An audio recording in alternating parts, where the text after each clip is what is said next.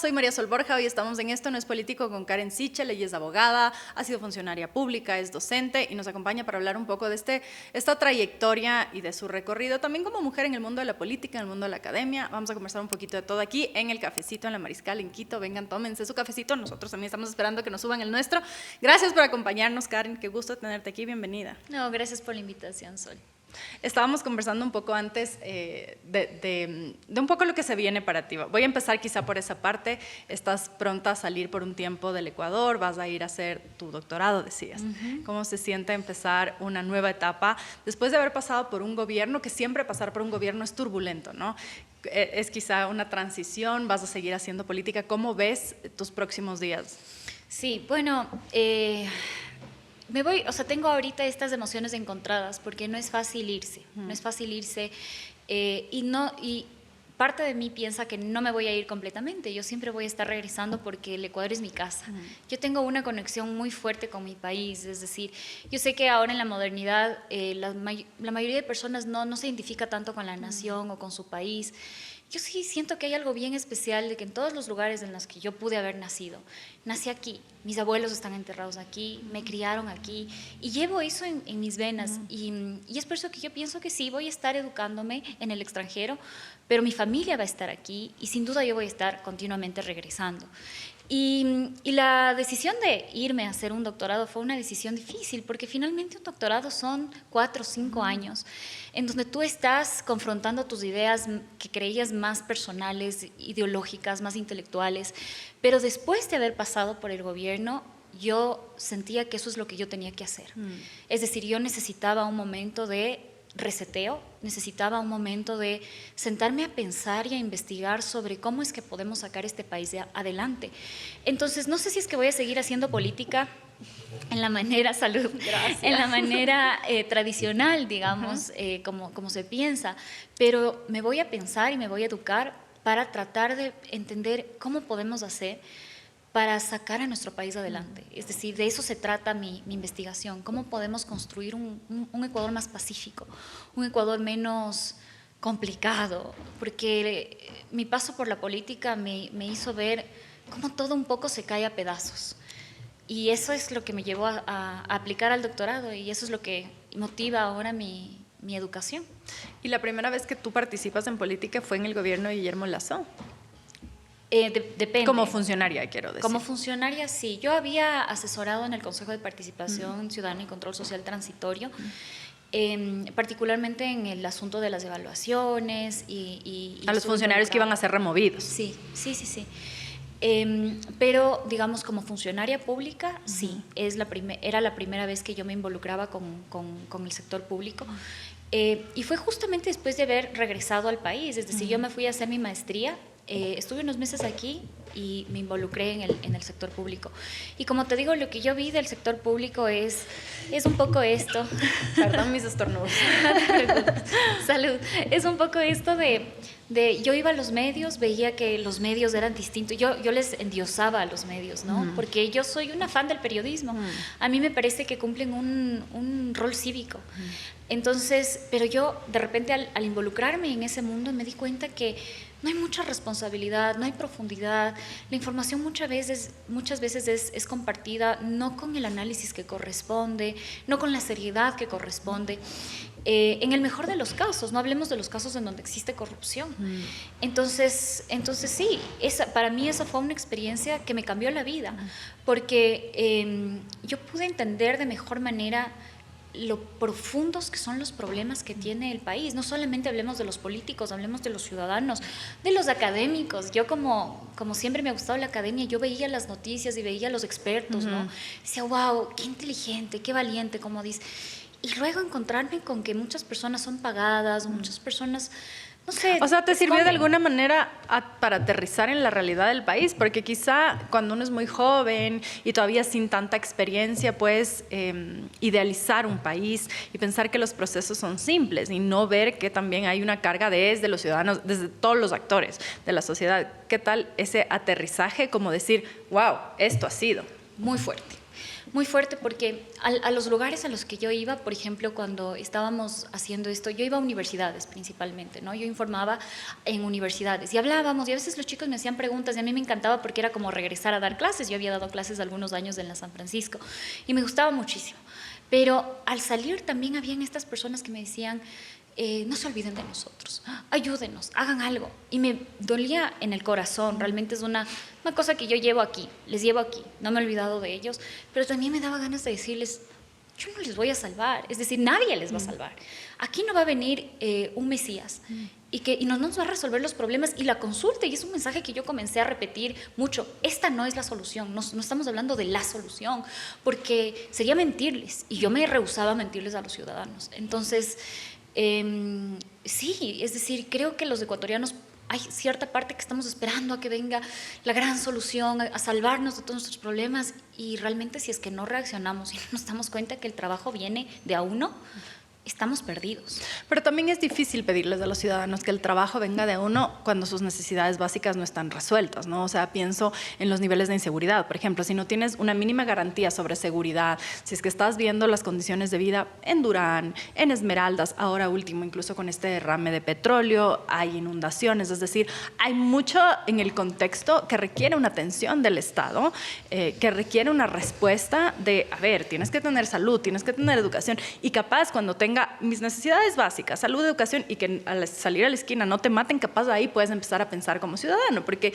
el ciudadano común y corriente no come con la democracia. Y yo sé que esto es un tema importante y delicado, y quizá podemos estar aquí porque tus necesidades y las mías básicas, las mínimas al menos, están resueltas. Ni tú te estás muriendo de hambre, ni yo, ni tú estás con una urgencia médica a la que no puedes acceder porque no tienes dinero, ni yo. Entonces, una vez que estamos así, podemos sentarnos y decir, ok, hablemos de democracia, pero el ciudadano común necesita otras respuestas. Cuando estás en el Estado, en cualquier función del Estado, ¿cómo se ve esa necesidad de, valga la redundancia, hay tantas necesidades y hay que dar respuestas? ¿Cómo se siente ese sentido que desde afuera se siente como urgencia y quizá no atendido? Porque a los gobiernos se les reclama constantemente, no has atendido. En el gobierno en el que tú fuiste parte, que era el de Guillermo Lasso, se acrecentó, por ejemplo, el tema de inseguridad, se agudizó, y yo entiendo que no son problemas que surgen de la noche a la mañana, pero las respuestas sí se requieren casi que inmediato. ¿Cómo se siente cuando tú estás del otro lado y tienes que dar respuesta a eso?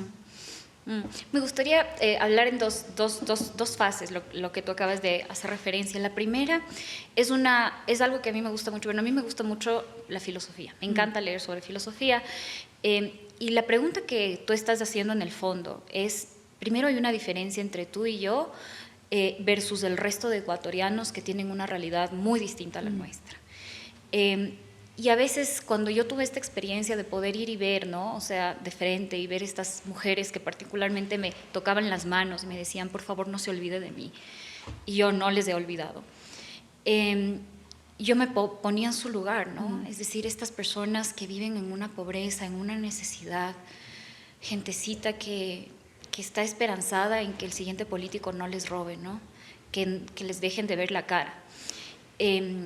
Entonces eso yo llevo en mí, y me llevaba a preguntarme, ¿no? Qué injusta que es la vida, porque yo pude nacer en una familia en donde yo tuve educación. Cuando yo crecí, mis papás no es que tenían dinero, ni tampoco tienen. Ellos, su infancia fue muy complicada, muy complicada. Y yo nací, pero al final de cuentas yo tengo todo, como tú dices, tengo absolutamente todo, y he sido tan bendecida.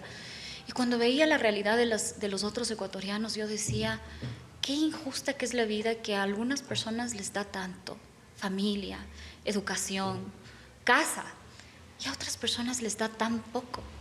Y esa pregunta de fondo, ¿no? Es decir, ¿cómo es la suerte?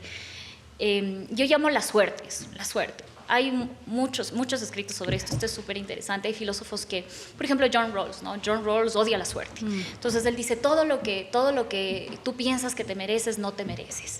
Y por eso él cree que el Estado tiene que desarrollar un sistema de impuestos en donde los menos suertudos tengan la mayor cantidad de posibilidades para llegar a la cima. Y esa es una idea que, aunque muchas personas no sepan sobre John Rawls, es una idea que común, la redistribución de la riqueza, sí, ¿no? Se llama la justicia distributiva. hay otras personas que piensan que no, que piensan que la suerte, de alguna manera, es una parte de la vida.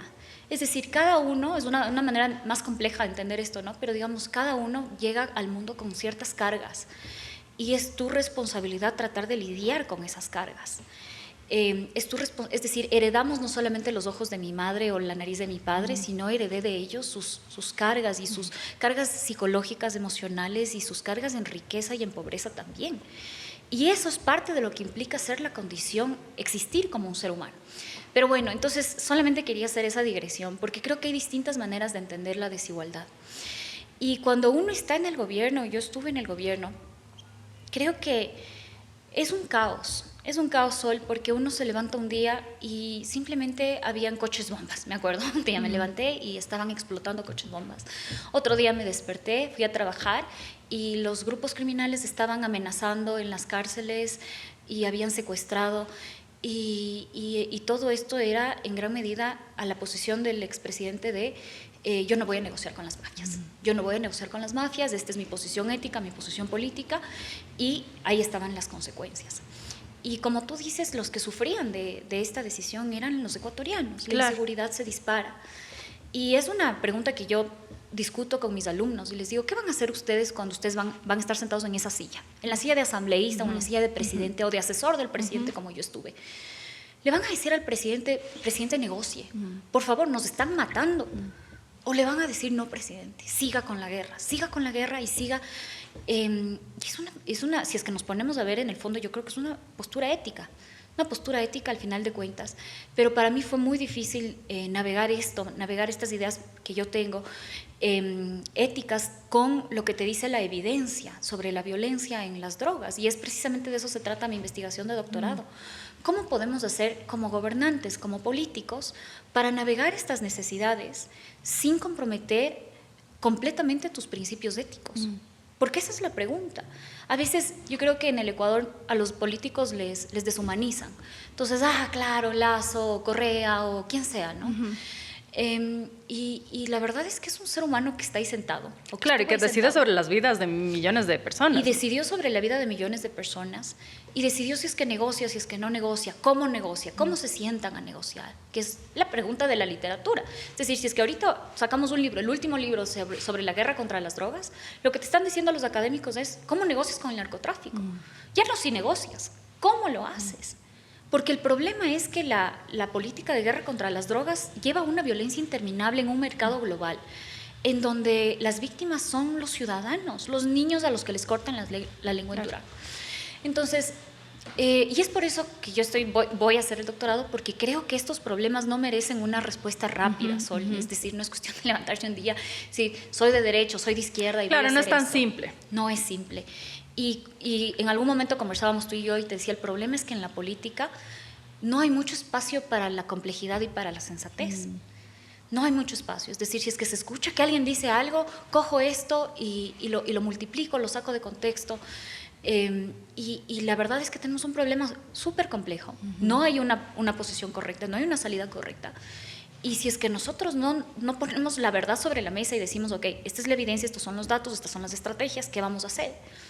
El gran problema es que seguramente, Sol, van a morir cientos de miles de ecuatorianos más en esto. Que están muriendo, ¿no? Y están muriendo ya, y van a venir muchos más. Y yo me pregunto cuál es el Ecuador que yo quiero dejar a mis hijos, porque yo quiero que mis hijos sean ecuatorianos, yo quiero que mis hijos crezcan aquí.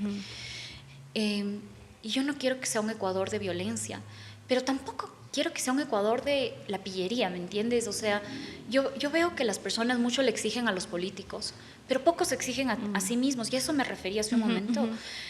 A mis alumnos, por ejemplo, ellos estudian ciencias políticas. Yo les digo, yo les tolero aquí la ignorancia de lo que sea, o sea, no se preocupen. Pero lo que no les voy a tolerar jamás es que mientan o hagan trampa. Porque si es que ustedes están trampeando aquí en el examen, aquí, ahorita, ¿qué van a hacer cuando vayan a asesorar en la Asamblea Nacional? Y a eso me refiero cuando digo todos tenemos aquí cargas. Cuando claro, y es responsabilidad. Le choco al vecino, le choco al... No me dio. Claro. Me voy.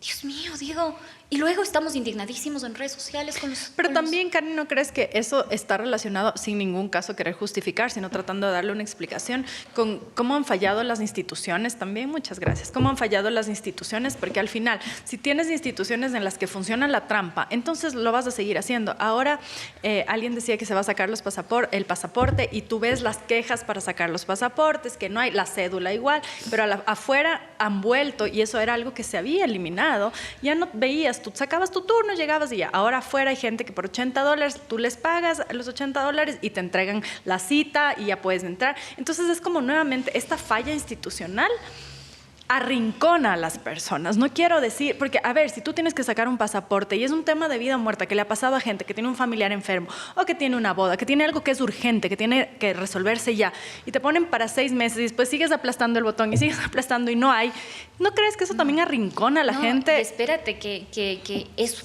horrible ver eso mientras que la persona que tiene el amigo... Claro. Va, no hace la fila, o el tramitador. se cola, o el tramitador, sí. claro, se cola y uno como tonto siguiendo la ley. Sí. Entonces, yo aquí me gustaría hacer 2 reflexiones, uno sobre Grecia y uno sobre Ecuador. Entonces, yo me acuerdo que estaba leyendo cuando me estaba educando, cogí un libro de la antigua Grecia y a mí me encantó Sócrates, es decir, soy fan de Sócrates, y había una parte en donde esta autora, Melissa Lane, comenzaba a contar sobre la vida de Sócrates y contaba que, bueno, Sócrates, bueno, para quienes no saben, es un filósofo griego que yo solo sé que nada sé, ¿no? Y hasta de eso tengo dudas. Sí. Y bueno, cuando él, voy a contar un poquito la historia porque me parece que encapsula la realidad ecuatoriana. Él es conocido por hacer un montón de preguntas. Entonces, su amigo va donde el oráculo le dice, tú eres Sócrates es el más sabio de Atenas. Sócrates dice, el amigo le dice a Sócrates y Sócrates dice, yo soy el más sabio, yo no puedo ser jamás el más sabio. Y para probar que el oráculo se equivocaba, comienza a preguntar a todo el mundo, a los más sabios que él pensaba de Atenas. No sé, yo me invento.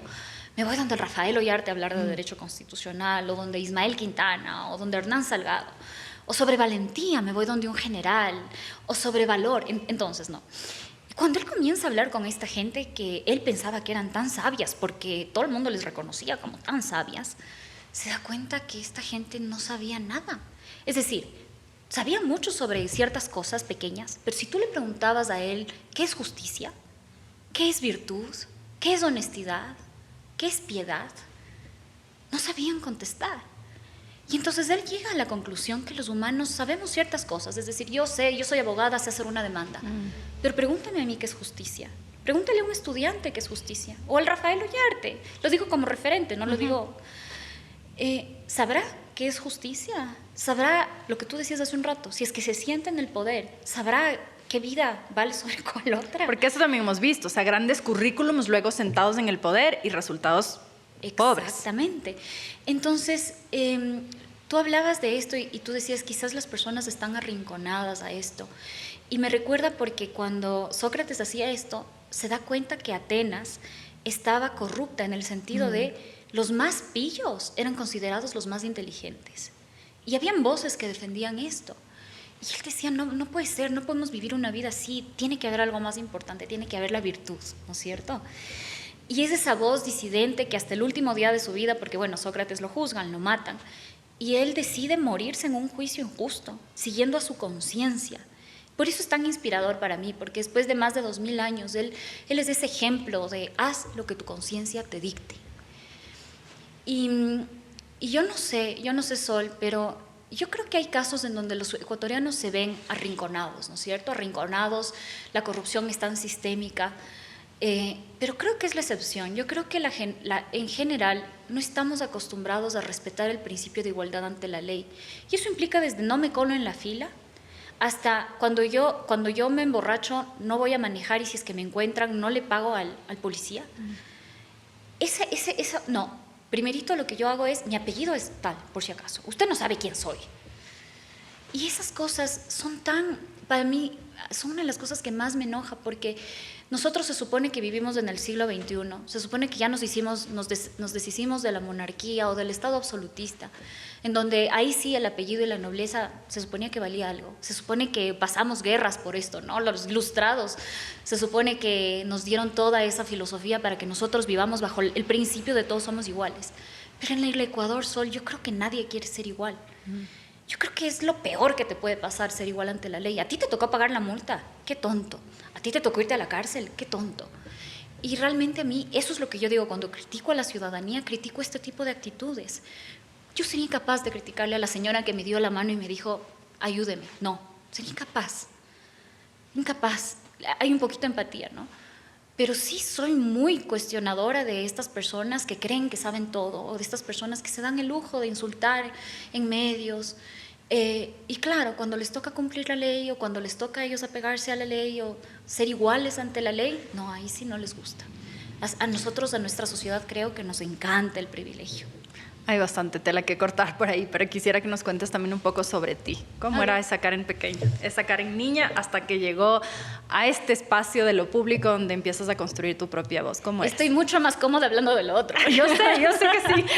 Es la parte fácil, esta es la difícil. Sí, bueno, la Karen pequeña, la Karen que conoce a mi madre, mi padre, mi hermana, mi hermano, mi sobrina.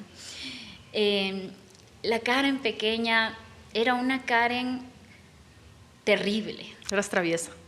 Era malcriada, era como, mi mami decía, si es que yo no te pongo la mano dura, te vas a convertir en Al Capone. Y yo no sabía quién era Al Capone, luego veía y digo, Diosito, ¿cómo me dice eso mi mami? Pero se reía, porque era terrible, era una niña muy vivaz, muy desobediente de la ley, y mi mami conmigo tuvo que ponerse muy dura.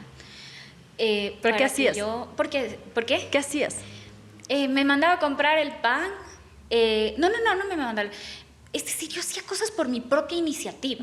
Veía que venía gente, cogía el dinero de mis papis, no para robarme nada, pero me iba a ver el pan, cruzaba la calle solita, o sea, me ponía en peligro, es como que tomaba mis propias decisiones. Para mí no existían mis papás, tomaba mis propias decisiones, iba a la escuela, algo estaba mal, tomaba mi propia decisión, me rebelaba contra las monjas, en el bar nos cobraban más y yo conseguía firmas, es decir, yo tomaba mis propias decisiones y mi mami decía, eso es hermoso, pero hay que encaminar, y yo le agradezco todas las cosas que hizo mi mami para encaminarme en el camino correcto. Pero sí, era una niña complicada, creo, era una niña que cuando regreso a ver... No tuvo la infancia más difícil, pero tampoco tuvo la infancia más fácil. Creo que como una familia latina normal, con sus problemas. Muy apegada a mi familia, mi hermana mayor es todo para mí, es todo, es mi mundo, mi hermano menor es todo para mí. Y viví esa complejidad, y viví en un colegio de monjas. ¿Cómo era estar en un colegio de monjas? Al inicio me encantó porque era la primera, yo estuve en un colegio no de monjas, en una escuela, perdón, no de monjas, y me cambiaron al colegio de monjas. Y al inicio me encantó porque era la primera vez que yo oía hablar de Dios de esa manera.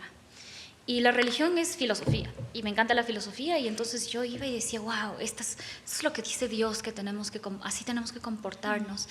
Y me encantaba la idea de lo sagrado, la verdad me encantaba la idea de ir en las mañanas, sin que nadie me vea, arrodillarme y dar gracias, me encantaba. Pero a medida que pasé por los años más rebeldes, comenzaron a molestarme ciertas cosas de las monjitas particularmente, cosas a veces sin sentido, y cuestioné muchísimo eso. Por ejemplo, tenían esta regla de no puedes tener más de 2 pulseras o tu cabello tiene que estar así. Yo no era una niña vanidosa para nada, de hecho se ríen las personas que me conocían porque yo era una niña muy descuidada de mi aspecto físico, una chica me equivocaba de las medias del colegio y me iba con la media de mi papá. No sabía dónde estaban mis zapatos, no me peinaba, mi mejor amiga era la persona que me peinaba, ella me decía, por Dios, Karen, ¿cómo? Y yo siempre era como distraída, siempre era así. Y esas cosas a mí me parecían estúpidas, me parecían que no tenían sentido. Una vez a mi mejor amiga le llevamos mariachis, nos dijeron que por qué llevamos mariachis, cosas así. ¿A la escuela? Al colegio, sí. Al colegio.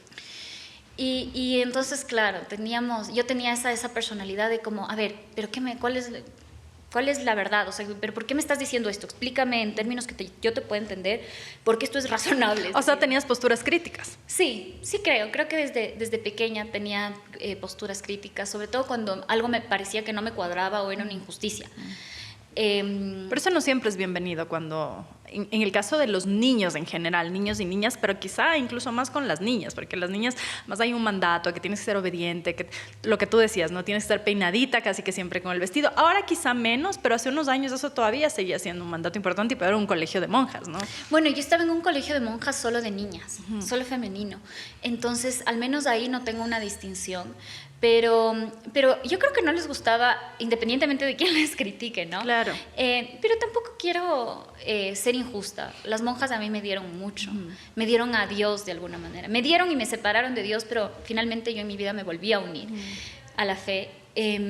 Y entonces sí, así era un poquito la Karen más pequeña. ¿Y cómo fue tu cercanía con la religión? Porque eso que dices es interesante también, ¿no? Esta cercanía desde pequeña, de que te dé curiosidad, lo sagrado no siempre pasa. Los niños más bien a veces como, ay, no, qué aburrido, religión, no quiero, no me interesa. ¿Cómo era tu relación con Dios y en qué momento se rompe? Como te digo, entonces a los 13 años llego al colegio femenino y me enamoro de Dios. Es decir, comienzo, pero más que de Dios, yo diría de la filosofía del cristianismo. Es decir, de repente había un código moral dado por alguien que me decía estas cosas, estos principios, y me encantaba. Ten empatía, sé buena, sé honesta, di la verdad. Entonces, y sentir, arrodillarme, hay algo muy especial de ir a una iglesia y arrodillarse ante algo que es más grande que tú. Entonces, primero ese primer momento, ¿no? Y mantuve esa postura por algunos años, hasta que a los 15, 16 años, creo que mezclado por esta relación que tenía con las monjitas, me rompí y dije no. Empecé la universidad y fui a la San Francisco, que es una universidad muy, muy liberal, muy, muy antirreligión. ¿Cómo fue ese choque? Hermoso. Porque no son antiespiritualidad. Entonces yo tenía clases de meditación del budismo y me sentaba a meditar. Entonces me encantó el budismo, me encantó la meditación. Y de nuevo filosofía. Yo cogía optativa filosofía. Actuación también me gustaba mucho. ¿Y actuaste en alguna obra? Sí. ¿De qué actuaste? Bueno, cogí como 3 clases de actuación. Hacíamos obras en obras, guiones, improvisación, máscaras. Hacíamos todas esas cosas. Me gustaba mucho a mí conectarme con esas ideas, ¿no? Con ideas que no sean yo. Creo que es eso, ¿no? La idea probar de la otros religión. Personajes. Sí, y además creo que la religión es ese reconocimiento de humildad, de hay algo más grande que el individuo, más grande que yo, más grande que mis deseos ahorita, más grande que mi ego. Entonces, bueno, no, la universidad para mí fue ese despertar intelectual. Tuve profesores increíbles, Luis Parragués, Vladimir Villalba, gente que en el derecho se les reconoce y para mí fueron mi ejemplo a seguir. Pero claro, ellos ateos, ¿no? Es decir, nada de religión. Y yo creo que parte de mí renegó a la religión. Y yo era una atea militante. Es decir, era una atea militante y me da mucha vergüenza porque yo era mala con mi mamá. Es decir, mi mami era siempre una mujer muy creyente. Y yo decía, claro, tu amigo imaginario. Y mi mami, claro, como las madres son, me habrá perdonado mi estupidez y mi falta de empatía. Pero claro, yo era toda soberbia, ¿no? Toda soberbia y no existe Dios y todo esto. Y que por si acaso no digo que todos los ateos sean así, pero yo asumí el ateísmo de esa manera. Eras muy joven también, ¿no? También. Y creo que no fue a través del dolor de convertirme en adulta, de equivocarme tantas veces, de perder a personas, de las cosas que te da la vida, ¿no? De estas cosas que vienen, que son parte de la condición humana, que yo en la vida me hizo humilde, diría. No tanto como quisiera, pero me arrodillé en mi peor momento de la vida a reconocer que la vida tiene cosas tan difíciles, tan pesadas, que si es que yo no me entregaba de nuevo a la fe, yo no sé qué hubiera sido de mí. Y Dios me salvó la vida, y me salvó la vida y ha salvado la vida de mi familia, y ahora creo que tengo una fe más madura que la de la Karen a los 13 años, descubriendo la santidad. y no suficiente fe como me gustaría tener, pero es una parte muy importante de mi vida, la espiritualidad, si no es la más importante. Creo que es la más importante de mi vida, mi relación con ¿Y eso te hace con cambiar Dios. la perspectiva de la vida en algún momento? Porque quizá esta relación con la religión, con Dios, con lo espiritual, llámale como tú quieras, hay gente que es católica, cristiana, budista, no importa, pero es una relación como con el espíritu, con el algo de más allá, con algo que te sostiene. ¿Qué es lo que te hace regresar a eso? Porque muchas veces, lastimosamente, tienen que pasar cosas fuertes. Tienes la enfermedad de un ser querido, la pérdida de un ser querido, un momento difícil personal, o la gente que no tiene trabajo, es decir, condiciones duras que dices, a ver, regreso, y regresas como ahí recién a ver, porque cuesta mientras estás bien, o a la mayoría de gente cuesta mientras estás bien reconocer que puede haber o querer buscar un refugio. En tu caso, ¿qué fue lo que te hizo regresar? Muchas cosas, el fallecimiento de una persona muy cercana, la enfermedad de una persona muy cercana, cosas que les pasan a las mujeres en Ecuador y en otras partes del mundo. La soledad. ¿Te sentías sola en ese momento? La soledad absoluta que uno tiene que llevar en la vida, porque eso es el ser humano, es esta soledad absoluta de darte cuenta que no tienes el control sobre las cosas más importantes de tu vida, no tienes control. No sabes cuándo se van a morir las personas que más amas. Es una cosa muy fuerte, por eso digo yo, volverse adulto es una cosa muy fuerte, y yo llamo eso, o sea, me volví adulta, perdí a gente, mi vida yo estaba actuando en la manera en la que a mí me hubiera gustado actuar, es decir, algunas personas piensan que la religión es este confort, ¿no? Entonces, claro, tú eres débil y por eso eres religioso, pero para mí la religión más bien era el camino incómodo, porque implicaba que mi comportamiento tenía que verse reflejado a un estándar. Entonces, a un estándar de ser una buena persona. Entonces yo me pregunté un día, ¿estoy siendo una buena hija? Yo no estaba siendo una buena hija. ¿Estoy siendo una buena hermana? No. Una buena abogada, sí, porque claro, mi vida era mi carrera. ¿Pero estoy siendo una buena persona? No. Y entonces, para mí ese choque, que justifícalo como tú quieras, sí, perdí personas, sí, se enfermaron personas, sí, me pasaron cosas, como a todos los seres humanos. Pero para mí ese choque fue, yo no estoy siendo el ser humano que a mí me gustaría ser, que mi madre se merece que yo sea. Y por lo tanto, como te digo, ahí fue que regresé a la religión. Hay un filósofo que me gusta mucho que es Kierkegaard, y él habla de esto como, él dice, el salto a la fe. Porque hay un momento en que una persona como yo, toda racional, sistemática, cuando doy clases, sistemática, exacta, no, di la palabra que es, así soy, te lleva hasta un punto. La racionalidad es hermosa, es como un arte. Estudiar derecho, o estudiar política o filosofía, tienes un arte, ¿no es cierto? Comienzas a hacer mapas mentales, te dan respuestas la razón, pero la razón tiene un límite, y el límite es, diría yo, no te da las respuestas a las cosas más importantes de la vida, cómo ser una buena hija, cómo ser una buena ciudadana. Y eso es lo que para mí representa la fe, es aceptar que yo sola no puedo saber todo, y es aceptar que tengo límites, y es esta conexión emocional con algo más grande que yo. Es parecida a la conexión que tengo con el país. Lo racional es para mí quedarme en Ecuador, no es. Es un país con muchas falencias, pocas oportunidades laborales, mala paga, mucha violencia. ¿Es racional que yo me quiera quedar aquí? No. ¿Que yo quiera regresar aquí? No. ¿Por qué regreso? Porque tengo una conexión que no se puede explicar por lo racional, emocional, con esta tierra, con esta gente, con todos sus errores, es mi gente y la defiendo. Y ahorita yo soy crítica del Ecuador aquí porque estamos entre ecuatorianos. Claro. Salgo y yo es mi país, y a mí nadie me dice nada malo de mi país y de mi gente. Y es eso, es similar, es esta parte del ser humano que no es racional, que no es matemática, es absolutamente santa, emotiva, trascendente. ¿Y cuál crees tú que ha sido el momento que ha marcado tu vida? ¿En qué sentido? En el que tú quieras, en el que tú puedas decir como, porque hay muchos eventos, yo entiendo que a lo largo de la vida hay cosas que a uno le marcan, pero quizá estas cosas que te dicen, chuta, esto me sacudió, o esto me hizo ver una perspectiva diferente de las cosas, o esto me hizo mirarme a mí misma al espejo, o esto me hizo mejorar, o esto me hizo tomar una decisión que cambió la vida. algo que para ti haya sido como un sacudón, un antes y un después, una revelación, como tú quieras llamar. Creo que la enfermedad de una persona muy cercana a mí, me hizo entender qué es el amor. Esta persona se enfermó, tuvo una enfermedad muy fuerte, muy fea, que casi le quita la vida.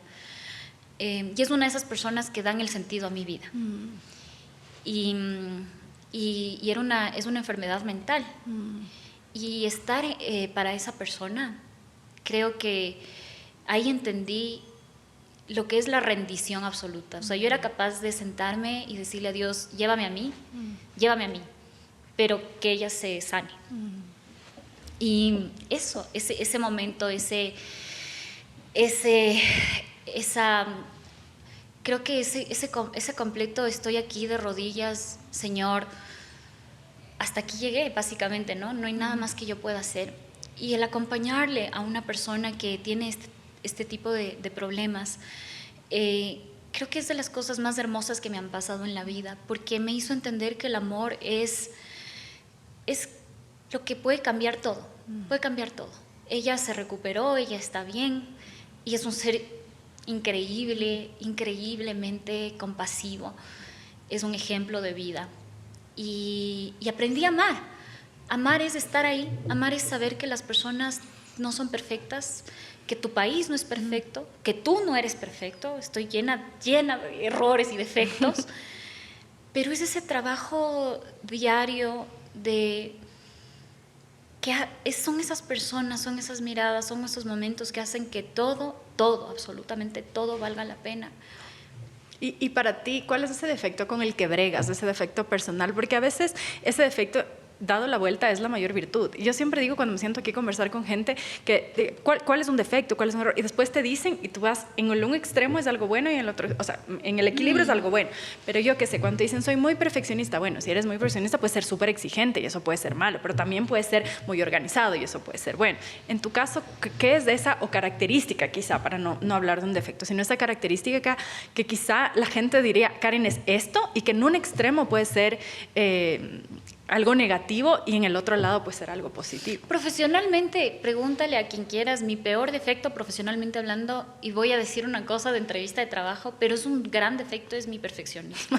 De verdad, y suena tenaz, pero eso implicaba que yo a las personas que trabajaban conmigo les trataba como militar, no mal, pero yo no dormía, ellos no dormían, nadie dormía. ¿Por qué? Porque todo tenía que estar perfecto. No dormíamos. Y cuando yo tengo un proyecto soy así, de tal manera que los pobres hacían chistes, ¿no? De mí ya, pero ¿por qué esto está de este color? ¿Por qué esto está así?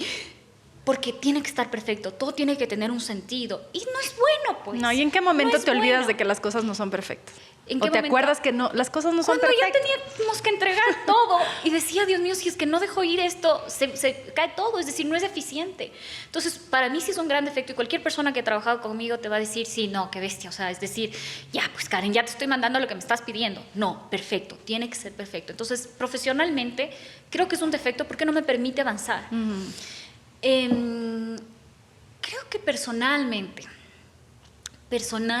voy a decir una cosa bien fea, mi peor defecto, con el que más he luchado, es con la vanidad.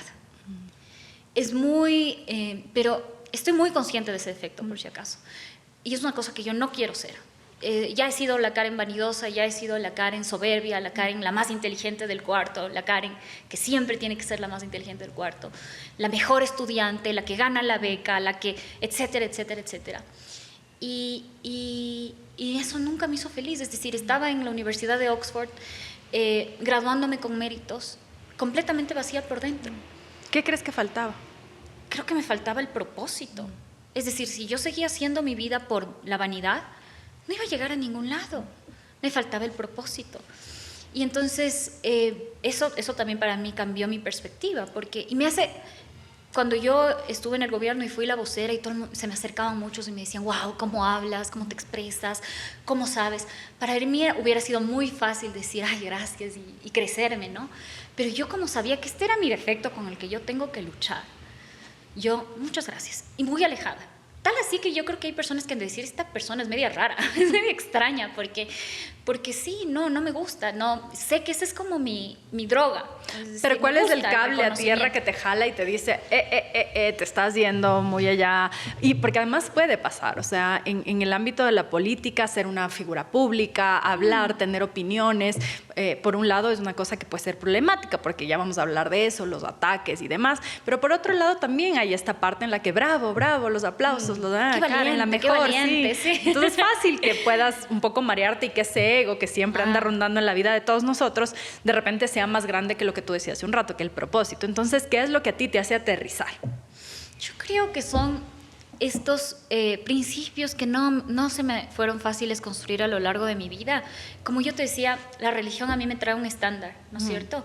Y cuando yo pregunto, yo no voy a dar una entrevista porque digo, wow, quiero que me feliciten de nuevo. No. Siento una responsabilidad. Hay algo que yo tengo que decir, siento una responsabilidad, lo digo. Entonces cambia completamente el foco, porque ya no es que digo por el like, ¿me entiendes? Ya no voy a la entrevista por la atención, por nada de eso, sino, ok, hay algo que tengo que decir, siento mi responsabilidad. La pregunta es, ¿le va a hacer mejor a mi país? ¿Estoy defendiendo lo correcto? ¿Estoy sirviendo a mi país? ¿Estoy sirviendo a mi profesión de manera honesta? Me hago esa pregunta. Si es que la respuesta es sí, entonces mi propósito ya no es mejorarme y que todo el mundo me admire, que es lindo, que no voy a mentir. Y que no está mal, porque quizá esa es la parte en la que a muchas mujeres, yo que entrevistaba hombres y mujeres de aquí, yo noto que en las mujeres eso es un rasgo muy común. Esto de tener un poco de vergüenza de querer reconocimiento. Y el reconocimiento está bien. O sea, el reconocimiento de decir es una buena profesional, tiene ideas claras, lo que sea, está bien. El problema puede ser el rato en el que de repente te pierdes y eres la dueña de la razón, alrededor ya no puedes debatir porque si es que le digo a la Karen que no, se va a enojar y va a gritar y aquí va a arder Troya. Es decir, por eso te decía que es las dos caras de la misma moneda. O sea, la vanidad acá, sí, problemática, pero más acá, el no, honor pues, sería lo otro. Claro, el tener honor es algo virtuoso, claro. Y claro, pero el honor, digo, tiene que estar cimentado en algo más grande que tú mismo. Tiene que estar cimentado en una causa, en un servicio. Entonces, sí, en el sentido del honor, a mí me gusta ser una persona honorable. ¿Por qué? Porque estoy sirviendo a mi país. Mi mami me dice, ¿por qué, mijita? ¿Por qué vas? Para que te ataquen. Porque es mi responsabilidad, mamita. Siento que es mi responsabilidad. Cuando no siento que es mi responsabilidad, como no, me desaparezco. Estoy en mis cosas, hago mi vida. Si es que es mi responsabilidad, lo hago. Defiendo mi honor.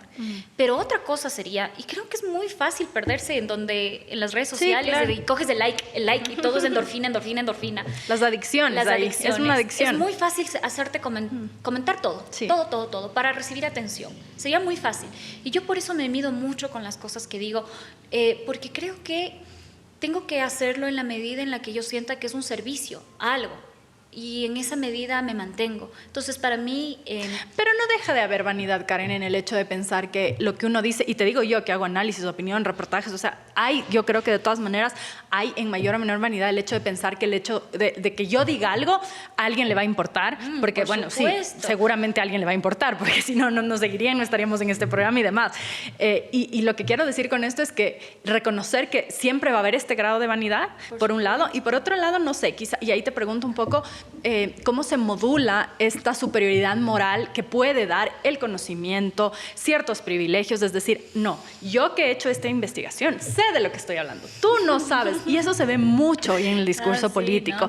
Y veía que el otro día a ti te cuestionaban, y también quiero que toquemos ese tema, porque tú cuestionabas, no recuerdo exactamente qué fue, tú hacías algún cuestionamiento a los chats, puede ser a los chats recientes del Consejo de Participación Ciudadana, y te decían, pero a ti también te mencionaron en unos chats, y tú fuiste parte de este gobierno nefasto y no sé qué y no sé cuánto. ¿Cómo juegas como con este equilibrio de decir, yo puedo reconocer que hubo fallas no solamente en mi actuar, porque al final quien sea que sea parte de un gobierno, no es el gobierno entero, o sea, tú tienes un nivel de de movilidad.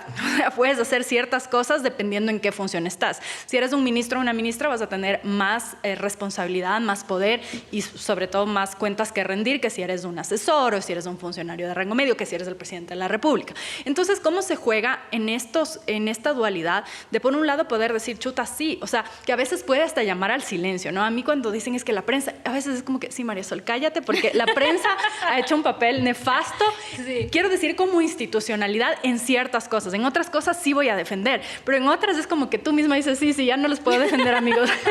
Mejor no voy a decir nada. Sí. No necesariamente por cosas que tú hayas hecho, pero que como gremio quizá, o sea, como gobierno, en tu caso como gobierno, como políticas, como tú quieras verlo, sí hay también una responsabilidad. Es decir, me puedo llamar al silencio en esto y quizá mea culpa que nos falta en general como sociedad, porque nos cuesta mucho como sociedad decir, no, chuta, a ver, si la prensa tendría, en mi caso, ¿no? La prensa tendría que mejorar en esto, los periodistas no hemos hecho bien esto, o quizá deberíamos estar conversando sobre esto.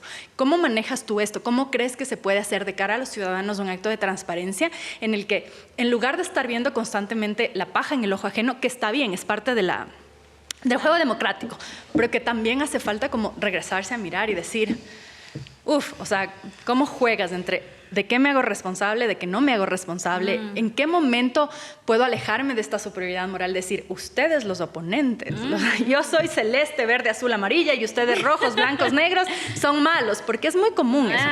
Y es muy, y Sol, tocas creo que el tema, un tema tan importante porque es tan humano, es decir, cuando alguien me cuestiona, ¿no? Con faltas de ortografía en Twitter, pero cosas horribles que escriben o cosas feas que dicen, claro, súper valientes detrás del celular.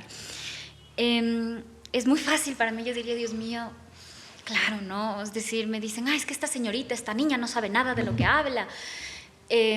Y yo podría decir, a ver, mire mis logros. Sí, exacto.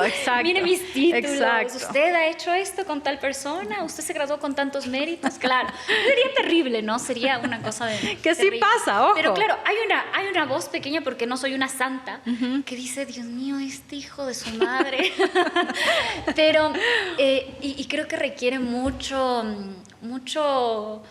control y mucha madurez saber lidiar con eso. Y yo no estoy diciendo que de cerca, el ejemplo soy yo, pero creo que requiere mucha madurez. Es un camino también. Es un camino. Y sobre la otra pregunta que tú me hacías sobre de qué me hago cargo y de qué no me hago cargo, bueno, yo he tenido momentos. Cuando yo renuncié al gobierno, yo sentía, Sol, que yo era responsable de todo. Yo era responsable de todo, es decir, yo terminé mi cargo con una situación, con una salud física y mental terrible, es decir, pesaba 43 kilos, no comía, y una cosa que creo que solo una persona que ha tenido como mucha responsabilidad sobre sus hombros es capaz de empatizar.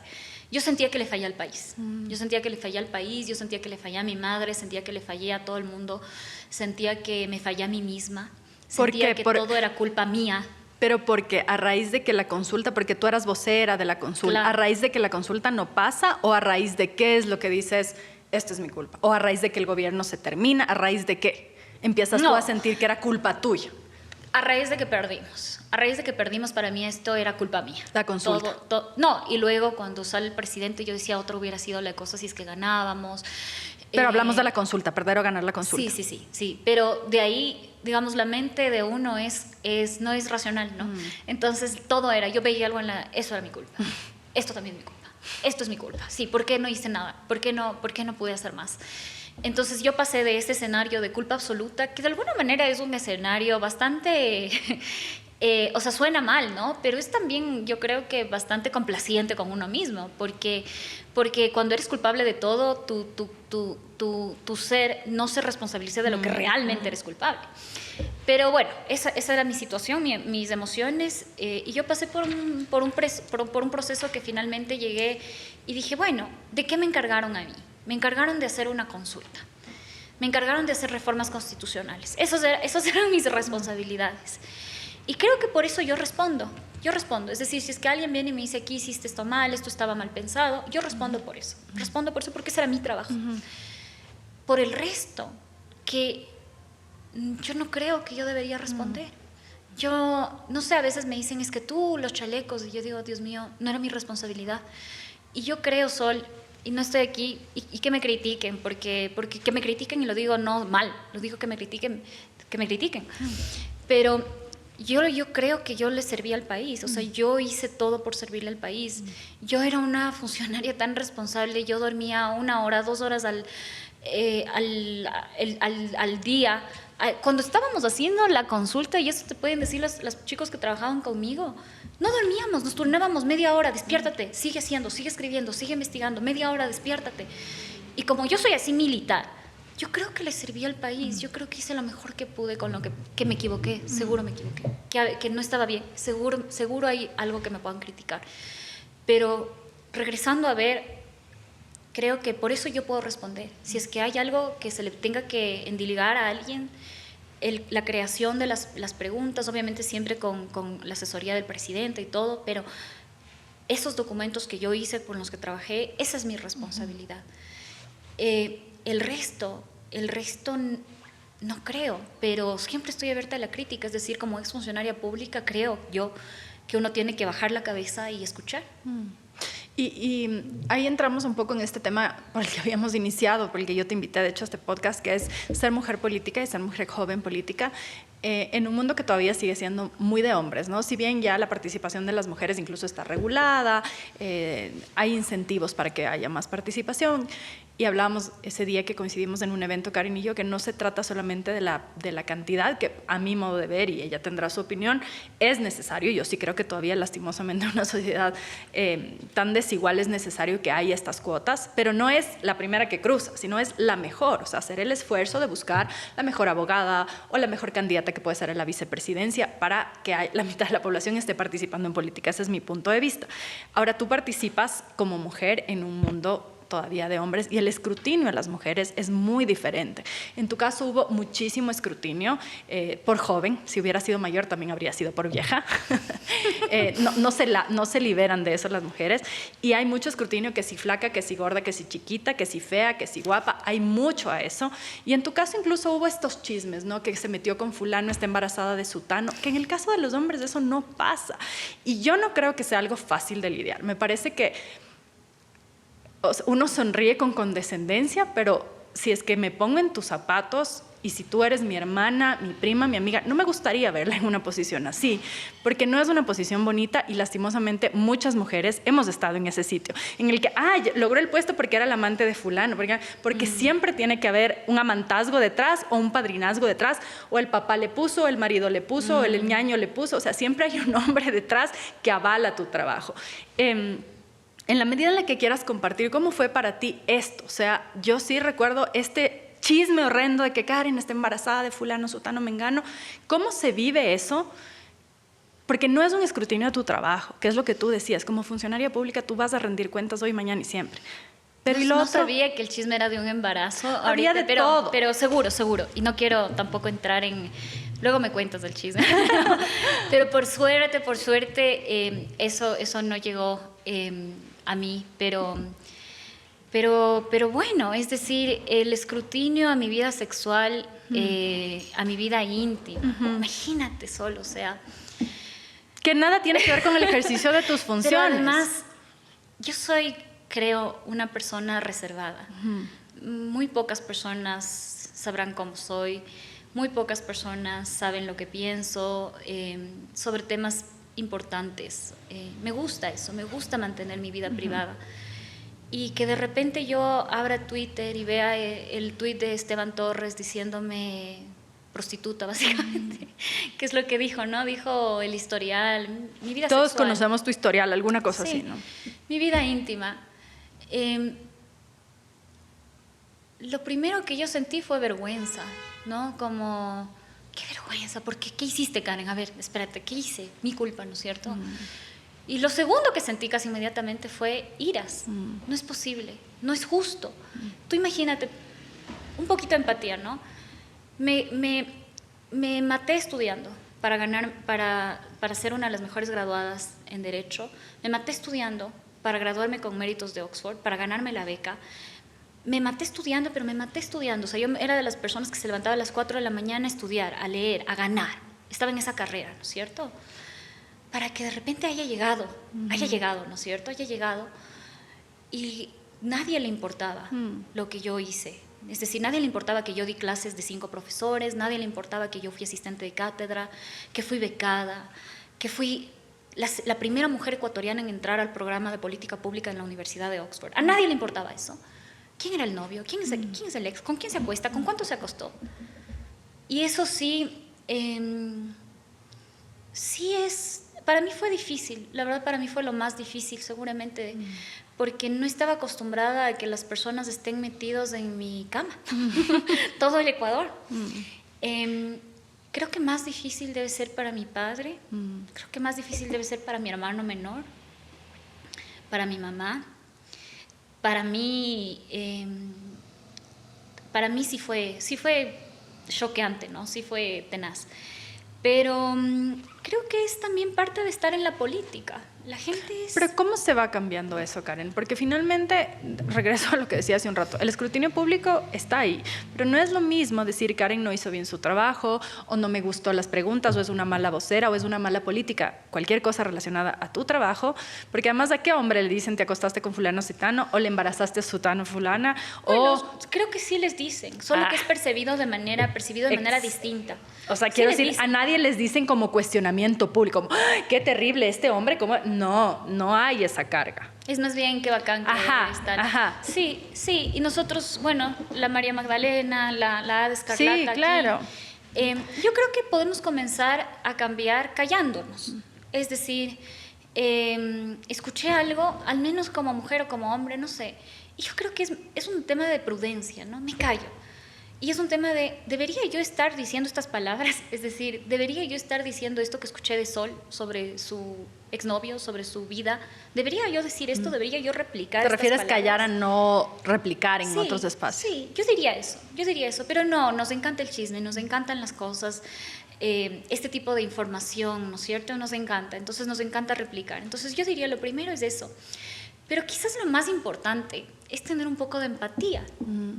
Yo he visto algunos comentarios que me dejan, unos son terribles, otros son más terribles, pero la persona que está leyendo yo soy una persona, es hija de alguien, claro, es hermana de alguien, es amiga de alguien ¿Y cuál es el límite además? Porque o sea, a mí todos los días igual, bloqueo. Y yo ya llevo algunos años en eso, bloqueo. Seguramente. Pero sí me pregunto yo cuál es el límite. O sea, puedes bloquear los trolls, pero ¿cómo eso no se convierte en una conversación pública? ¿Cómo tú contribuyes? Yo tengo algunas ideas, tú me dirás cuáles son las tuyas, pero ¿cómo tú contribuyes para que otras mujeres no tengan que pasar por lo mismo? Entonces, una de las cosas que tú dices me parece que es válida, ¿no? Yo corto, entonces llega a mí y es como, ay, por favor, no está... A mí me ha pasado. El chisme de fulano, sutano, yo, ay, por favor, mejor hablemos del chisme de sutano, mengano, fulano, que me estás contando que tal persona, tal política, tal mujer, porque además, cuando uno cubre una fuente, te llega todo, de la información, la buena, la mala, la fea, o sea, la real y la no real. Entonces, siempre va a haber alguien que te esté diciendo eso. Y lo otro es cómo generas de espacio siendo tú una mujer en el espacio en el que te estés moviendo, que sean lo más seguro posibles para otras mujeres, porque capaz que si tú ya pasaste por eso puedes contribuir con el conocimiento, decir, yo no quisiera que esta chica que está recién llegando le acose tal persona. Entonces a mí sí me ha pasado, por ejemplo, que en redacciones, que es muy común el acoso y muy silencioso, ves una chica joven y es como, venga conmigo, vamos a hacer, que viene a hacer prácticas, ven conmigo.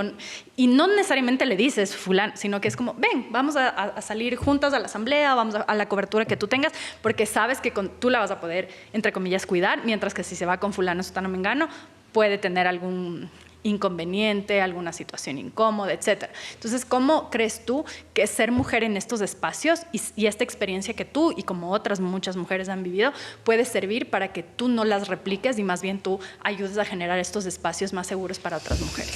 Yo creo mucho en la sanción social. El otro día estaba precisamente viendo, porque me gusta el tema estoy investigando el tema de los mercados ilícitos de drogas. Y lo pongo solo, ya regreso a la pregunta, pero por ejemplo en San Francisco ellos comenzaron a poner publicidad sobre cómo usar fentanilo de manera segura, porque pensaban que dando más información y desmitificando la droga, entonces se iban a salvar vidas, ¿no es cierto? El problema de eso es que cuando eso se hace cool, se hace chévere, no hay una sanción social para el uso de fentanilo o de la heroína, entonces todo el mundo comienza a usar. Es decir, la sanción social es importante. A las personas, como decíamos hace un rato, la vanidad, ¿no? Nos importa que nos reconozcan como relevantes, como importantes. Entonces, lo primero, diría yo, si es que hay alguien que está replicando este tipo de cosas o pensando que esto es algo que se debería discutir en el ámbito público, que no es. Es decir, una persona medianamente decente, con principios más básicos, va a saber que eso no es relevante para la discusión, que esas cosas, creo yo, hablan más mal de las personas que hablan que de la misma persona que es parte de cualquier cosa, sea que yo me robé dinero, me ponían memes de yo saliendo de Carondelet o que soy un saco de sal que me hacía reír, cosas así. Bueno, pues, mi comentario, ¿aporten algo? Si es que no aporten nada a la discusión política, si es que no aporten nada al país. Pero eso suena un poco idealista, ¿no crees? Porque al final estamos en una época también de una sociedad súper líquida, donde además puedes meter cualquier cosa y posicionar cualquier cosa que no sea para nada verdad. Fulano se robó tal, basta que pagues a 2, 3, entre comillas, periodistas, porque ni siquiera voy a llamarles periodistas. Y hoy ves como, lastimosamente, hasta un documento, o sea, una cosa inventada. Yo te paso ahorita al periodista fulano, le pago tanto, entre comillas nuevamente, le pago tanto y ya de repente Juanito Pérez es el delincuente más grande. Y eso ya se posicionó. Entonces, como que es muy complicado en una sociedad como esta de la inmediatez, de la desinformación, de la liquidez, que estas conversaciones, como tú dices, profundas, lleguen a buen término. Entonces, ¿cómo te sales de eso? Verás, yo creo que... qué chistoso, porque nunca me imaginé que el podcast iba a ser sobre religión. Pero a mí me parece que a raíz de la Ilustración, que para quienes no sepan es este movimiento filosófico que nos permite vivir ahora en la moralidad, de estos filósofos que se reúnen a pensar sobre Dios no existe, ¿no es cierto? Bueno, muchas cosas, pero en general se mata a Dios a partir de la Ilustración, ¿no es cierto? Se mata a Dios. Y entonces, ¿quién crea tu moralidad? Tú mismo. Tú mismo creas tus principios morales, ya no hay una iglesia que te dice. Hacemos 300 años en adelante, llegamos a la actualidad. Tenemos redes sociales que son el foco o la fuente para desinformar. Y si es que yo no tengo valores claros, y si es que yo tengo redes sociales que me permiten a mí mentir masivamente, entonces yo no tengo un norte. Es decir, tenemos herramientas de información, pero no tenemos un norte de valores. Entonces yo no sé a qué dar like, yo no sé a qué retuitear, yo solo sé que quiero atención. Entonces, para mí, lo que tú estás describiendo, Sol, son un problema de valores. Las personas que me criticaron por mi aspecto, por mi ropa, por mi vida sexual, por mi vida íntima, porque supuestamente hice tal o cual cosa con este dinero y nunca han presentado denuncias de nada, porque a mí, Sol, no me van a encontrar un centavo mal habido en nada, de nada, jamás en mi vida. Todas esas personas son personas que lamentablemente son víctimas de la ignorancia y del vacío ético que vive nuestra época. Pero es la época en la que nos ha tocado vivir. Es la época en la que nos ha tocado vivir y creo que poco a poco, ¿sabes, Sol? A mí me gustaría decirte, tengo la solución para que las personas dejen de ser tan canallas. Me encantaría decirte. Y es de esta la solución. Estos son las restricciones que se tiene que poner en Twitter. Yo creo que no viene por ahí. Si es que no hacemos que estas personas con almas tan pequeñas, con un compás ético tan dañado, sean capaces de decir, estas cosas no tengo que decir porque son mentira, o estas cosas no tengo que decir porque son irrelevantes, entonces difícilmente vamos a cambiar. Yo creo que por otro lado, las personas que estamos en esto, a mí, Sol, te voy a ser sincera, cuando yo leo estas cosas, yo no sé si para bien o para mal, pero ya no me afecta. Tal vez habrá ciertas cosas que cuando me amenazan a violarme. Claro, sí. Sí, son cosas por eso que yo te decía cuál es como... el límite, porque capaz hay ciertas cosas en las que tienes que ir a poner ya una denuncia. Me ha pasado, o sea, que te dicen esto hay que poner una denuncia, cosas de ese estilo. Pero lo que quiero decir es que es triste que al final las mujeres... yo me imagino que en el caso de los hombres, pero hay una carga diferente en las mujeres por las cosas que te sacan, ¿no? El tema de la violencia sexual, que de hecho hay casos, por ejemplo, en el caso de periodistas hay el caso este que llegó a la Corte Interamericana y le sancionó al Estado colombiano por la periodista Ginette Bedoya, que fue violada en medio de una cobertura. Entonces, quiero decir que no, si hay una carga en lo uno y en lo otro. termina siendo súper triste porque esto es un desincentivo y hay estudios sobre esto, ¿no? Hay uno específico de UNICEF, de UNESCO, me parece que es sobre las mujeres periodistas y cómo te desincentiva. Ya no voy a decir nada, no voy a escribir una columna, no voy a dar una opinión porque hago una opinión sobre tal cosa y me insulta, entonces ya no lo hago y me repliego y hay casos incluso de gente que deja de ejercer, en el caso de las mujeres periodistas del periodismo, hay en el caso de analistas, la gente que opina, las mujeres que están en política, porque no quieres eso, porque al final tal vez tú te enduras, entonces por eso te decía un poco ya terminando, que es triste que la respuesta sea que tienes que endurarte, en lugar de poder construir un discurso que sea diferente, que como tú decías, cuestióname. Yo no creo, digo que lo que me pasó a mí es que me enduré. Pero nos pasa a todas, ¿no? Pero no creo que esa sea la respuesta.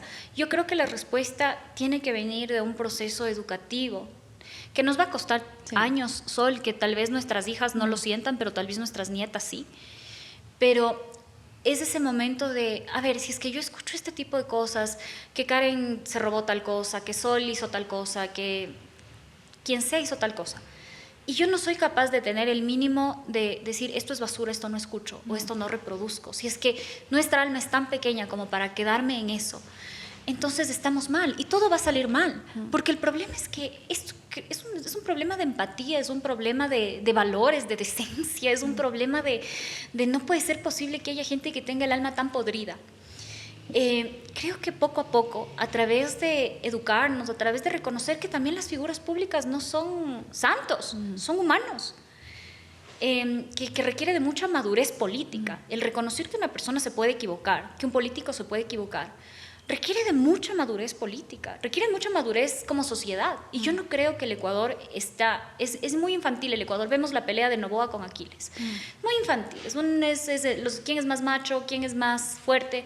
Muy infantil la política. Entonces yo sé que estoy pidiendo mucho, pero al mismo tiempo Pero es que sí, no. Y aquí quiero ser un poco de abogado del diablo, porque al final, cuando tienes el poder del Estado, ya no es tan infantil. Cuando de repente en un país con esta institución, yo, María Sol Borja, dudo de todas las instituciones, yo dudo de todos los actores políticos porque no siento confianza en el sistema. Yo no creo que el sistema de justicia sea justo para nadie. Esto no quiere decir que no haya ilícitos. Sí, hay ilícitos, hay cosas ilegales que están pasando, hay corrupción, pero yo no estoy tan segura de que si de repente sale un caso, no sea solamente un caso mediático porque estamos previo a elecciones. Yo no estoy segura de eso. Claro, entonces a mí me han dicho, pero investiga, me encantaría. Investigar requiere financiamiento, chicos, así que cuando quieran que investiguemos los periodistas tienen que financiarnos. No es cuestión de, ya, listo, la investigación. Entonces, lo que te quiero decir con esto es, sin defender a ninguna organización política, porque yo dudo de todos, mi principio como periodista es el que se sienta al frente mío, en este espacio menos, pero cuando hago otro tipo de entrevistas o reportajes, etcétera, es dudar. Cuando yo veo que de repente sale un caso ahorita, sale otro hace 2 semanas, de repente se enemistan desde el Ejecutivo con un alcalde y de repente aparecen los casos en contra del alcalde, yo empiezo a dudar, porque me parece súper sospechoso. Y es el péndulo, ¿no? O sea, ahorita es este presidente, mañana será el siguiente, y hace 2 o 3 años o 4 o 5 días fueron otros. ¿Por qué? Porque no tenemos institucionalidad. Entonces, con esto lo que quiero decir es que lastimosamente ya no es una niñería, porque cuando tú tienes el poder del Estado, y el poder del Estado es utilizado para aplastar a tus enemigos, esa sentencia muy sospechosa del TSE, por ejemplo, sobre la participación de Jan Topic, que te guste Jan Topic no es otra cosa, pero a ver, esa sentencia no te hace sospechar a ti, a quien nos está viendo, a quien nos escucha, de que hay una mano oculta dentro del TSE, que es la tentación constante del Ejecutivo. Y yo sé que esto no es para hablar, podemos hacer un episodio entero solo de este tema, pero lo que quiero decir es que dejan de ser niñerías el momento en el que tú, funcionario, empiezas a utilizar tu institución o tu Estado como jefe de Estado para aplastar a tus enemigos. Y creo que ese es uno de los más grandes problemas del país, que la impunidad, por supuesto, pero que tampoco puedes confiar en una justicia, que de repente tienes una persona que era operadora de la mafia, que hablaba de mandar a matar a la gente, y por una figura X y Z, yo no soy abogada, pero como ciudadana, una figura X y Z sale libre, sale en helicóptero, se va del país, está por vender su historia a no sé qué plataforma. ¿Cómo puedes creer en una justicia así? Entonces, ¿cómo puedes creer en una sociedad así? Claro. Entonces, yo creo que de lo que acabas de decir, yo rescato la palabra confianza. Es decir, por si acaso yo no estaba diciendo que esto es una niñería. Yo creo que el Estado es un tema muy serio. Debería ser manejado por adultos responsables. Sí. Lamentablemente es manejado por adultos que se comportan como niños. Y nadie va a terapia. En serio, si fueran a terapia, capaz eso estaríamos en justamente otra... iba a decir, y que tienen un crecimiento psicológico de un niño, es infantil. Entonces, es hasta psicótico. De un niño en el sentido de que a los guaguas no se les ha desarrollado la corteza cerebral. Yo a veces hasta veo cierta edad. los tweets de Correa y veo cómo pone guiña el ojo. Sí, sí, es muy Digo, Dios molesto. mío, Sí, por qué Dios, ¿cuántos vergüenza. años tiene, Digo, señor? qué vergüenza. Ese es un expresidente que está y pone, lo siento, demasiado bueno. Discúlpame, pero tienes otro presidente que hace el meme de los ojos que está Tenaz. llorando. Y yo hice precisamente una columna, Por Dios. un video en donde digo, ¿cómo es posible que nos informe así? Niñerías. Es decir, personas, deberían ahí haber adultos responsables, gobernando. Tomándoselo en serio. Tomándoselo en serio. No hay, es el chiste, es el meme, es esto. Es desalentador, es desalentador. Pero para mí lo más importante es lo que tú estabas diciendo, la confianza. Esto es algo que se estudia muchísimo y a mí me encantaría en algún punto de mi vida estudiarme unos 5 años a la confianza. Porque hay mucha investigación evolutiva y psicológica sobre cómo la confianza es lo que une y lo que hace que las sociedades prosperen. Lo que estoy diciendo es que si es que tú no eres capaz de confiar en tu conciudadano, es el mejor medidor para que esa sociedad se vaya al carajo. Y no sé, a mí me gusta verlo en el microcosmos de una relación. ¿Qué pasa cuando tú tienes una pareja? El momento en el que tú desconfías de tu pareja, eso ya está roto, o sea, eso ya se perdió. El momento en el que tienes que ver el celular o te cuestionas en si tengo que ver el celular, se rompió. No porque haya pasado esto o tal u otra cosa, es porque yo estoy dudando de la persona que me acompaña. Y lo mismo pasa en las sociedades. Y el problema, diría yo, central del Ecuador, es que nosotros no confiamos en el ecuatoriano de al lado. Me va a ver la cara, me va a estafar, me va a robar, me va a mentir. Yo no soy capaz de confiar en que la persona de al lado es decente y que tiene valores mínimos. Y ese es el problema que estábamos hablando hace un momento. En la política, esta desconfianza también se ve abonada porque hay tantos bufones comentando en redes sociales o comentando en canales de televisión sin entender que cualquier cosa que ellos dicen nos afecta como sociedad. Y lo triste de todo esto es que no nos damos cuenta que nosotros estamos en este bote juntos. Y si es que yo sigo desconfiando, Ecuador tiene uno de los niveles de desconfianza más altos del mundo. Creo que el 5% de personas confían en sus vecinos, el resto de ecuatorianos no confían, ni en sus vecinos. Y entonces, ¿y cómo vas a confiar, Sol? ¿Cómo vas a confiar en mí? ¿Cómo vas a confiar en... ¿Cómo vamos a confiar si es que salimos a las redes sociales y vemos gente comportándose de una manera tan infantil y tan poco decente, tan humillante, como lo hacen? Entonces, yo celebro este tipo de espacios, Sol, porque me parece que al menos hay un momento, 1 hora, 1 hora y cuarto, para poder sentarnos y conversar con un poquito de sensatez de los problemas grandes que tiene el país, de nuestras historias y de nuestras experiencias. Y quizás la gente decente, y es lo que a mí me hace seguir viniendo a estos espacios, haya gente decente que escuche y diga, bueno, hay alguien más como yo, hay alguien más que, sí, a pesar de que me critiquen, yo siento la responsabilidad con mi país y cuando yo saco un comentario o voy a una entrevista, yo digo que le llegue a las personas que les tiene que llegar. Pero yo no me voy a quedar callada porque uno se inventa esto de mí, otro se inventa esto de mí, que yo me robé esto, que yo no me voy a callar por eso. No me van a callar por inventarse chismes o por inventarse rumores en mi contra. Voy a ir terminando ya porque, bueno, hay un montón de qué hablar y ya haremos una parte 2 con Karen Sichel. Pero tú hablaste hace un momento del costo personal que tuvo salir del gobierno en tu salud física y tu salud mental. Vas a terapia, ¿cómo lidias tu salud mental? ¿Qué haces para tu salud mental, que hoy es una de las deudas más grandes con esta generación, ¿no? Yo tengo a Dios como mi primer referente de salud mental, o sea, mi primer, apoyo en mi salud mental, es decir, es una malla que a mí me sostiene. Tengo a mi familia, tengo una gran relación con mi familia, pero gran relación con mi familia. Es mi mayor logro en la vida, tener una buena relación con mi madre, con mis hermanos. Tengo un par de amigos que son buenos amigos, fieles amigos, y digo un par porque están así. Tengo un gran prometido, una pareja Ahora te que vas me a casar, sostiene. Karen. Sí, me voy a casar. Una pareja, conseguí a uno de los pocos buenos seres humanos decentes, creo, y estoy muy emocionada y tengo ese círculo que me apoya y que me mantiene, me mantiene sensata, es decir, me mantiene sana. Y también tengo un terapeuta. Yo soy mucho, como te decía hace un rato, de la espiritualidad, entonces es un terapeuta que utiliza, y también soy muy racional, entonces tengo al científico y al padre en mi cerebro. Entonces mezcla estos y me ayuda a manejar mis emociones. Sol, no es fácil perdonarse a uno mismo por las cosas malas que tú has hecho en tu vida.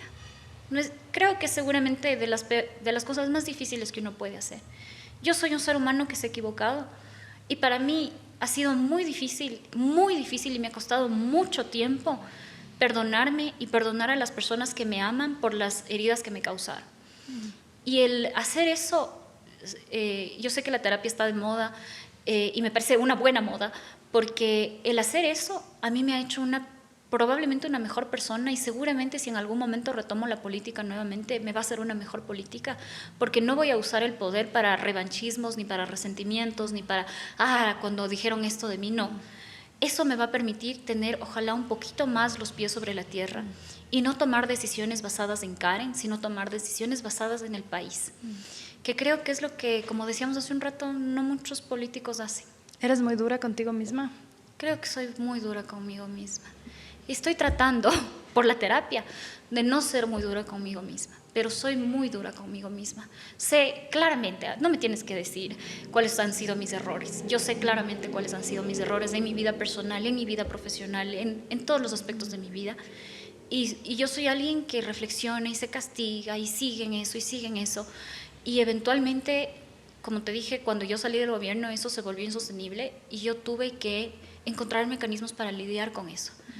Y creo que soy una persona más fuerte por haber pasado por eso. Me agradezco a título personal, no a título de país, porque me da mucha pena, pero a título personal agradezco haber perdido, porque aprendí tanto de esa pérdida, Sol.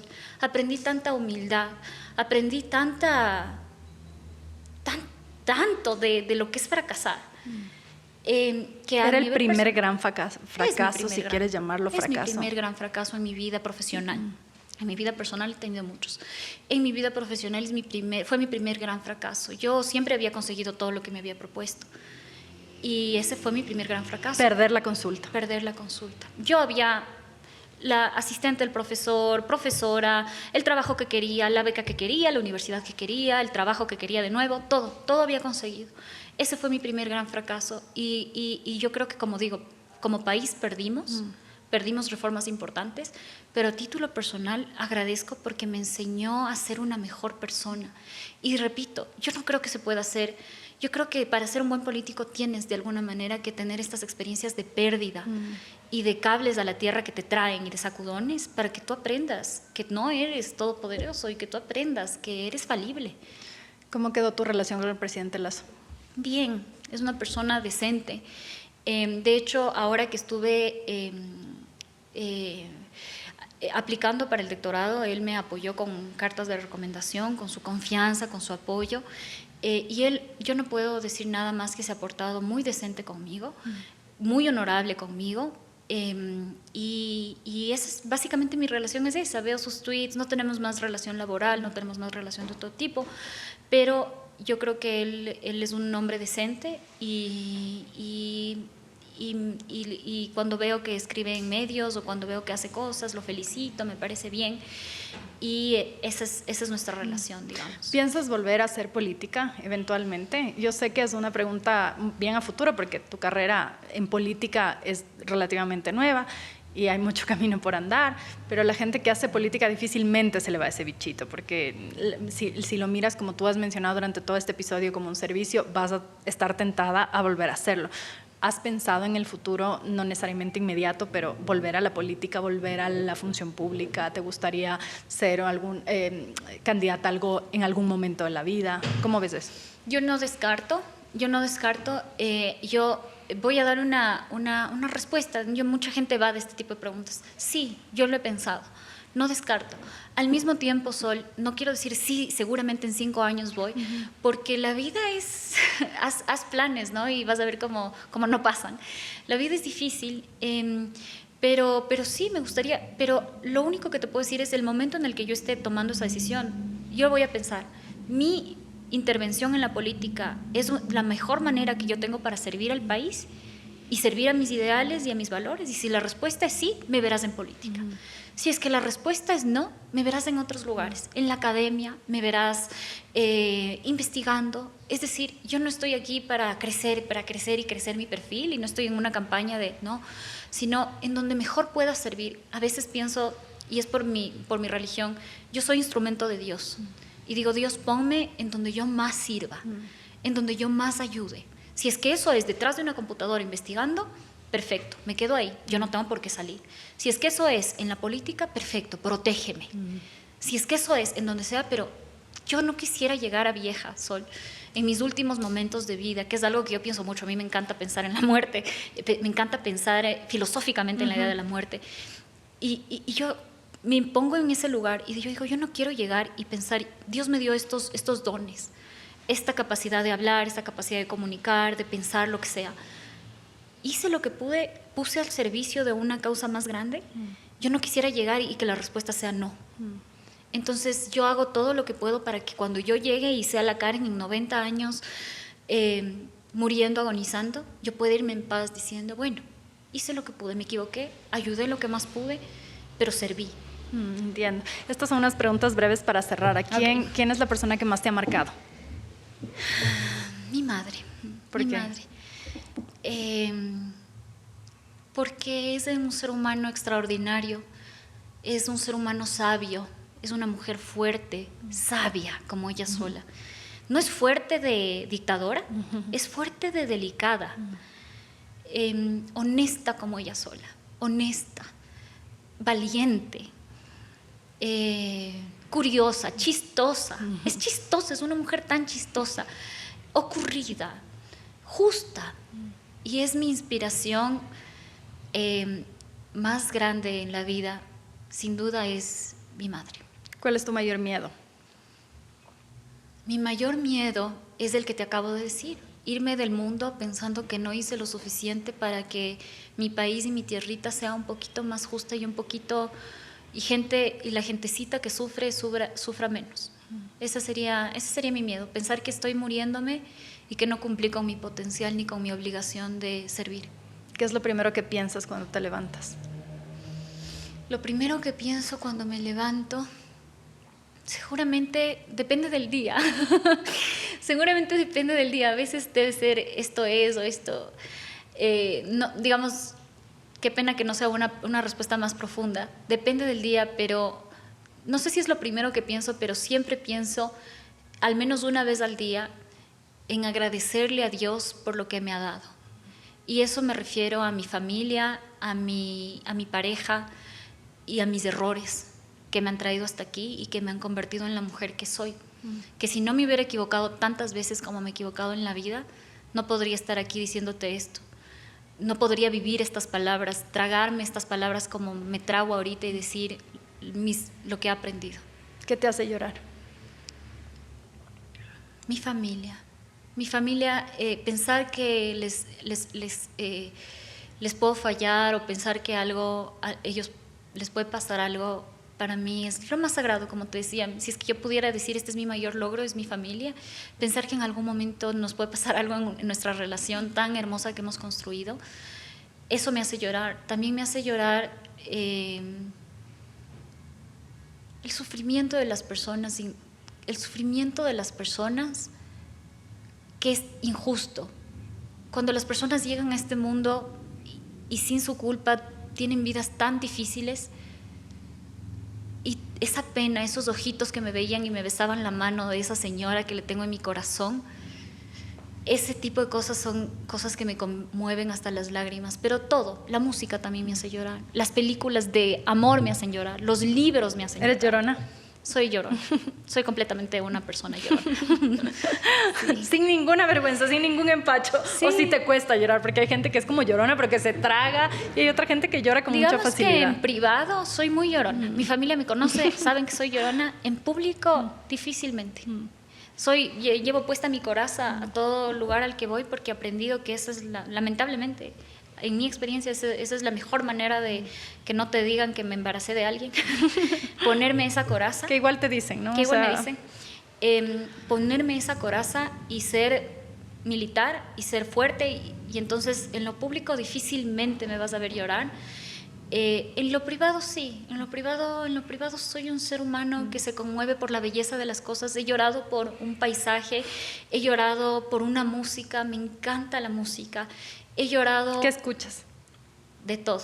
Escucho desde Bad Bunny hasta... Me encanta la música clásica, me encanta Bach, me encanta Max Richter, me encanta Kevin Johansen, me encanta Guardarraya, es decir soy muy variadita. Pero cuando yo escucho una melodía y es algo que toca mi alma, Platón decía que la música es como el gimnasio del alma. Yo me conmuevo hasta las lágrimas. Escucho a Adele, le escucho llorar en su concierto en vivo en el Albert Hall y me conmuevo y lloro, no sé por qué, me conmueve lo humano, todo lo que tenga que ver con la autenticidad humana, sea buena o mala, a mí me puede hacer llorar. ¿Te vas ahora a Inglaterra o a Reino Unido a casarte con un británico? ¿Qué te llevas de Ecuador? ¿Qué le llevas a tu prometido, que va a ser pronto tu esposo? De aquí. De aquí. Le llevo la música para empezar, la música que es parte fundamental de mi vida. Al Reino Unido, que también ha sido mi casa, le llevo la nostalgia de Latinoamérica, que me parece que que nos define como latinos, de alguna manera somos tan nostálgicos los latinos. Le llevo mi nostalgia, le llevo mi comida, mis memorias, mis luchas, mis fracasos. Y a mi pareja le doy este ser imperfecto que soy, que él sabe que soy un ser en construcción, pero al menos le doy este compromiso, que es mi compromiso con el país y mi compromiso con mi mamá y con mi papá y con todo el mundo y conmigo misma, de que cada día trato de ser una mejor persona. Cada día. Sí, me equivoqué en el pasado, pero le doy eso a él. Le doy esa mujer imperfecta que está buscando ser un mejor ser humano. ¿Cómo se conocieron? Nos conocimos cuando yo estaba estudiando allá. Hace unos años ya. Sí, hace unos 4 o 5 años nos conocimos, nos conectamos por ahí, pero bueno, como yo vine a vivir acá, nos separamos y volvimos a reconectar hace un poco más de un año. O sea, era destino. Sí, yo siento que era destino. Yo le digo a mi sobrina, yo siento que le manifesté a John, así, ese es su nombre, le siento que manifesté, porque es una persona tan recta, tan decente, tan amable además. A mí me parece que eso es un gran... Cuando la gente es amable, a mí me encanta porque es tan fácil ser dura y brava y mala y es tan difícil en esa fortaleza encontrar espacios para ser dulce y amable y él es eso, ¿no? Él es esta persona fuerte, pero que en su fortaleza es tan amable y tan compasivo. Y yo le agradezco tanto porque, como te digo, soy una persona con tantos errores y cada vez que me equivoco no encuentro juicio, encuentro compasión y paciencia. Y qué pena que yo tal vez no sea tan así, porque soy juzgona conmigo y con el resto, pero estoy tratando y él es mi mayor inspiración para ser menos dura conmigo, porque veo él con la compasión y el amor con el que me trata y digo, bueno, si es que él puede verme así, yo también debería dejar de ser tan mala conmigo misma de vez en cuando. Oh, qué bonito. Sí. Bueno, Karen, muchas gracias por haber estado aquí, por compartir todas estas experiencias personales y estas reflexiones, y ya tendremos una parte 2. Oh, encantada. Gracias, Sol. Esta fue la conversación de Esto No es Político con Karen Sichel. Sigan nuestras redes sociales y estén pendientes al próximo episodio. Soy María Sol Borja desde El Cafecito. Nos vemos la próxima.